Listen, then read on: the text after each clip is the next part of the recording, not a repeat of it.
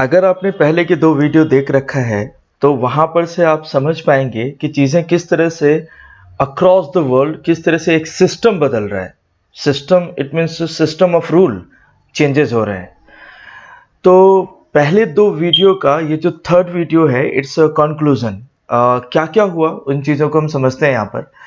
Frederick Sorio की इस painting से बहुत इंफॉर्मेशन गैदर हुआ।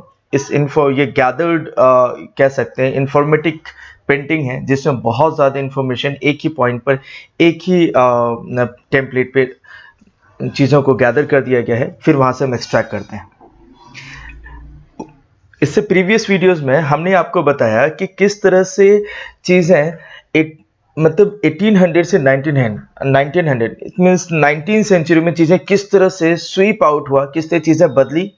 100 ईयर्स में ये चीज़ें बदलना इतना ज़्यादा ड्रास्टिक चेंज होना इट वाज समटाइम्स इनके नहीं it takes so long time but इस टाइम पे इस एरा में ये जो 19th सेंचुरी में जो चेंजेस हुए इट वाज रियली अनबिलीवेबल।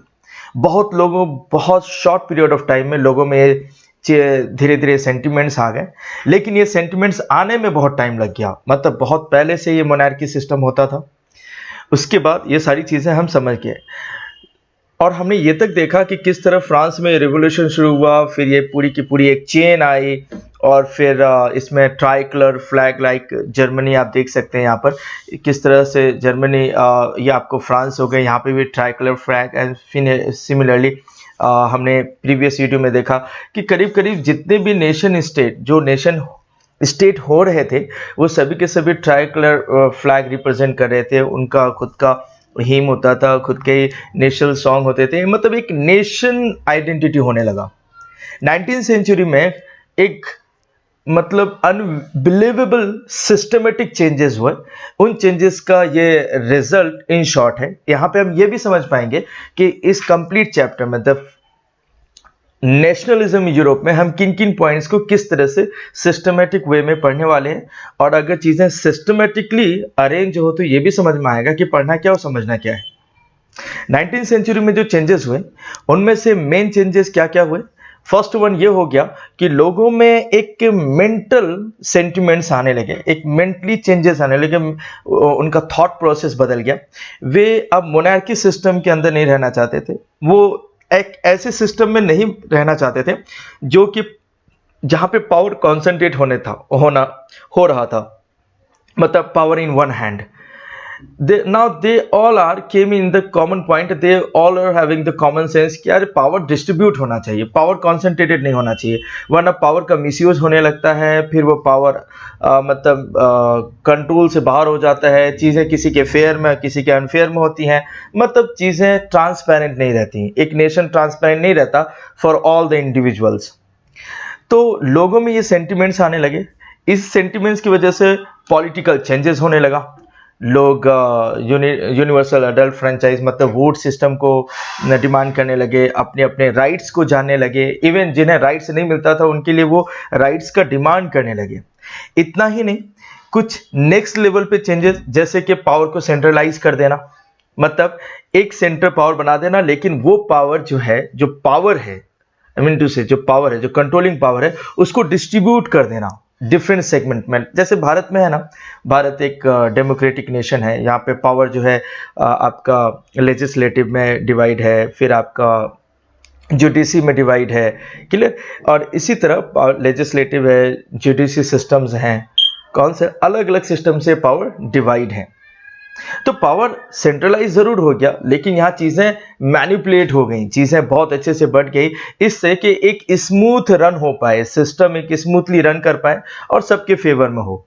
और यहाँ पे कोई फ्री नहीं है, जैसे कोई पॉलिटिकल लीडर है तो ऐसा नहीं कि उसने कुछ गलत किया हो तो वो भी एक्सेप्टेबल होगा, उसको मतलब मार्क नहीं किया जाएगा, ऐसा कुछ नहीं है।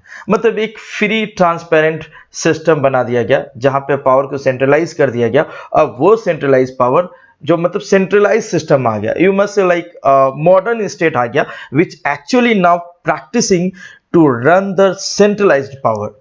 नाउ व्हाट नेक्स्ट में ये होना कि ये जो सेंटिमेंट्स चेंजेस हुए, लोगों में एक सेंस ऑफ कॉमन आइडेंटिटी आने लगी। लोगों को ये लगा कि नहीं यार, हम रिलीजियस पॉइंट ऑफ व्यू से नहीं लड़ेंगे, हम कास्ट बेसिस पे नहीं लड़ेंगे, हम लेवल बेसिस पे नहीं लड़ेंगे, हम सैलरी बेसिस पे नहीं लड़ेंगे, है ना। हम क्या लड़ेंगे, हमारी खुद की जो आइडेंटिटी, एक इंडिविजुअल जो आइडेंटिटी है, उसके लिए हम फाइट करेंगे। तो ये जितने भी रिवोल्यूशंस हुए उन सबका एक ही कॉमन पर्सपेक्टिव था, सेंस फॉर, है ना, fight for revolution for common identity. हमारे खुद के जो राइट्स हैं, हमें हमारे पास भी कुछ पावर होना चाहिए कि हम नेशन चलाएं।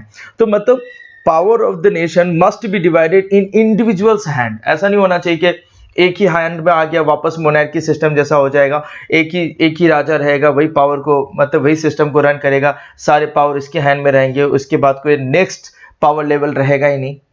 तो यहाँ पर क्या होने लगा, एक कॉमन आइडेंटिटी डेवलप होने लगा। Common identity like one nation, one state, है ना, वन ट्राइकलर या one flag, one anthem, one identity. मतलब एक चीज जो है, एक यूनिक आइडेंटिटी डेवलप होने लगी जो कि कॉमन फॉर ऑल था, सभी के लिए था। ऐसा नहीं है कि जो नेशनल सॉन्ग है वो एक पर्टिकुलर जगह पे ही होगा, या फिर एक पर्टिकुलर टाइम पे ही होगा, या एक पर्टिकुलर पर्सन, एक लेवल के स्टेट के लोग ही उसे मतलब प्ले कर पाएंगे, ऐसा कुछ नहीं। एक कॉमन आइडेंटिटी मतलब everyone being a citizen of a state, everyone must enjoy all the power which is assigned to an individual. So let's come to the next कि दूसरे चेंजेस क्या हुए यहाँ पे। एक मतलब जैसे जैसे सेंटिमेंट्स आने लगा, मतलब सेंटिमेंट्स, आई मीन टू से नेशनलिज्म वाली सेंटिमेंट्स। नेशनलिज्म क्या है, हमने प्रीवियस वीडियो में उसको पिक्चोरियली बताया है, अगर आप उस चीज़ को वहाँ पे रेफर करना चाहें तो बहुत अच्छे से क्लियर हो जाएगा, क्लैरिटी आ जाएगी। मतलब लोगों में एक सेंटिमेंट्स आ गया कि चलो ठीक है, अब जो है power must be centralise, power must be distributed in many hand so that it can not be further misuse. तो to avoid all the circumstances, तो क्या हुआ, अलग अलग लीडर्स ने एक्शंस लिए। उन लीडर्स के एक्शंस में कॉमन पीपल ने अपनी गैदरिंग फोर्स को दिखाया कि किस तरह ये रिवोल्यूशन को सक्सेस बनाया जाए, किस तरह अपने डिमांड को मनवा लिया जाए। तो ये सारी चीज़ें जो थी, मतलब लोगों में ये चीज़ें चेंजेस हो रहे थे और लोग इसके लिए रेवोल्यूशन कर रहे थे। Revolution, it was not about the revolution about individual identity, it was not about the to having to sacrifice for individual problems like कि मुझे मेरे स्ट्रीट में सैनिटेशन, मतलब सैनिटेशन प्रॉब्लम है, इधर इलेक्ट्रिसिटी इशू है, तो कोई इंडिविजुअल, मतलब कॉमन आइडेंटिटी के लिए लोग फाइट करने लगे, fight in the sense revolution करने लगे, और उसका पॉलिटिकली डिमांड भी करने लगे। और ऐसा देखते हुए पूरे चैप्टर के एंड में क्या रिजल्ट मिलेगा, रिजल्ट ये मिलेगा कि एक ऐसा नेशन डेवलप्ड होगा, यू कैन से पूरे अक्रॉस द वर्ल्ड ये चीज़ें फिर वायरल होंगी, पूरे वर्ल्ड में इमरजेंस ऑफ नेशन स्टेट होगा।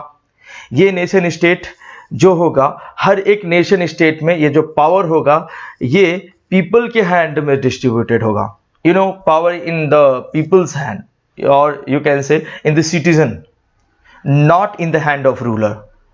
तो आज जो देश में, आज जो पूरे जितने भी अवेलेबल कंट्री हैं across the world, most of countries जो है डेमोक्रेटिक हैं। तो ये जो डेमोक्रेसी है, ये जो सेंटिमेंट्स है, अगर इससे पहले जाया जाए, अगर देखा जाए तो इससे पता चलेगा कि पहले बहुत मोनार्की सिस्टम था, पावर कॉन्सेंट्रेटेड था, एक पावर इन वन हैंड था। लेकिन जैसे जैसे ये फ्रांस से हुआ 1789 में, फिर ये चीज़ें इमर्ज हुई, फिर वहाँ से ये वायरल हुआ ये इन्फॉर्मेशन, लोगों को लगा कि नहीं यार हमारी आइडेंटिटी भी है कुछ, और इससे करते करते उसके नेबर कंट्री, फिर नेबर से नेबर कंट्री, और इससे करते जब चीज़ें अक्रॉस द वर्ल्ड फैल गई तो डेमोक्रेटिक कंट्रीज ज़्यादा हो गई। आज हम एक डेमोक्रेटिक नेशन में रहते हैं, हमारी एक डेमोक्रेटिक आइडेंटिटी है, हमारे राइट्स हैं। तो ये सारी चीज़ें क्या मैजिक है? Was it magical? Actually no. ये वन नाइट में देखा गया सपना नहीं है कि एक रात में सोया और एक सिस्टम जो है मोनार्की सिस्टम से डायरेक्टली डेमोक्रेटिक हैंड में आ गई। तो ये चीजें ग्रेजुअली हुई, टाइम के साथ साथ हुआ। तो ये चीजें कैसे हुआ, ये कन्वर्जन कैसे हुआ सिस्टम का, और ये पर्टिकुलर यूरोपियन कंट्रीज में कैसे हुआ, फिर यूरोप से बाहर निकल के नेबर कॉन्टिनेंट में कैसे आई ये चीजें, इस चैप्टर में एज अ होल हम इसी चीज को डिस्कस करने वाले हैं। और यूरोप में, फ्रांस, जर्मनी में ये चीज़ें कहाँ से इनिशिएट हुई, फिर कैसे चीज़ें एक्सपैंड हुई, ये सारी चीज़ें हम इस चैप्टर में डील करेंगे। तो होप सो को आपको यहाँ पर पूरा चैप्टर का ओवरव्यू समझ में आ गया कि चल क्या रहा है और होना क्या है, और इसमें हम लोग वन बाय वन पढ़ने वाले क्या हैं। सो स्टे ट्यून कि फिर हम नेक्स्ट वीडियो में हम आपको बताना शुरू करेंगे, मतलब topic wise the France revolution फिर शुरू करेंगे और फिर वहाँ से चीज़ें चलती रहेंगी। Thank you.